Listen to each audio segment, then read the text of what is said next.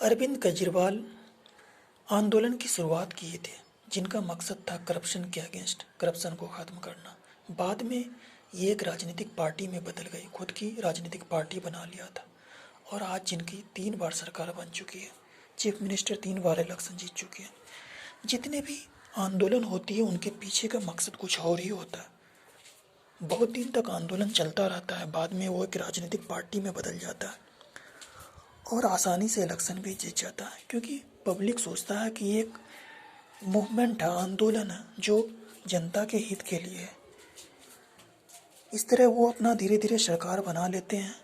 अगर सरकार खुद की नहीं भी बनती है तब भी एक बहुत बड़ी राजनीतिक पार्टी हो जाता है। ध्यान से अगर देखा जाए तो पता चलेगा कि जितनी भी राजनीतिक पार्टी हुई, बड़ी बड़ी राजनीतिक पार्टियां, उनमें से ज़्यादातर आंदोलन का ही नतीजा हुआ। इन सबों ने शुरुआत में आंदोलन की शुरुआत किया था और बाद में उसी आंदोलन के आड़ में अपनी खुद की पार्टी बना लिया था और इलेक्शन जीतते चला गया। यही होता है। आज किसान आंदोलन जो एक बड़ी मूवमेंट है, बहुत दिनों से, बहुत महीनों से आंदोलन करते आ रहे हैं।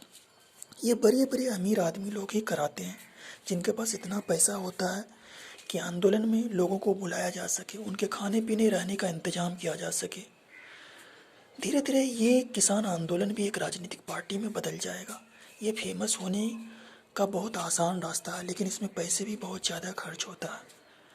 ये राजनीतिक पार्टियाँ, इस तरह की राजनीतिक पार्टियाँ फेमस हो जाती है और पहचान में आ जाता है। पैसा खर्च तो होता है, लेकिन अगर कोई साधारण आदमी, सिंपल आदमी कोई राजनीतिक पार्टी की शुरुआत करता है बिना मूवमेंट का, बिना आंदोलन का, तब ये एक एमएलए एमपी बनना भी मुश्किल हो जाता है, क्योंकि इनको कोई पहचानता तक भी नहीं, ना इनके पास कोई मुद्दा होता है, ना टॉपिक होता है, कुछ भी नहीं। सिर्फ पेपर पर अपना राजनीतिक पार्टी की शुरुआत कर लेते हैं और ये इलेक्शन जीत ही नहीं पाते। पब्लिक को भी लगता है कि इनके पास कोई दम नहीं है।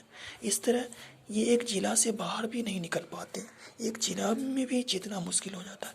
अगर ये पूरी ज़िंदगी लगा भी देते हैं तो हो सकता है कभी एमएलए एमपी तक बन जाता और इस तरह इनकी पूरी ज़िंदगी गुजर जाती। लेकिन जो आंदोलन करके अपनी पार्टी की शुरुआत करते हैं, आंदोलन के बाद अपनी पार्टी की शुरुआत करते हैं, वो बहुत फेमस हो जाता है। आप देख ही रहे हैं कि किसान आंदोलन कितना फेमस है। इससे पहले की भी जो आंदोलन था बहुत ज़्यादा फेमस हुआ था, बाद में राजनीतिक पार्टी बन गई। उससे भी पहले जितने भी आंदोलन हुए थे उनमें ज़्यादातर बाद में राजनीतिक पार्टी में ही बदल गए। मैं नहीं कहता हूँ कि हर आंदोलन राजनीतिक पार्टी में बदल जाता है, लेकिन ज़्यादातर ऐसा ही होता है।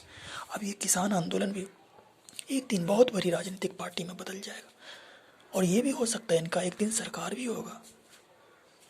इनकी बड़ी बड़ी, इनसे ज़्यादातर लोग जुड़ेंगे एमएलए से, एमपी से,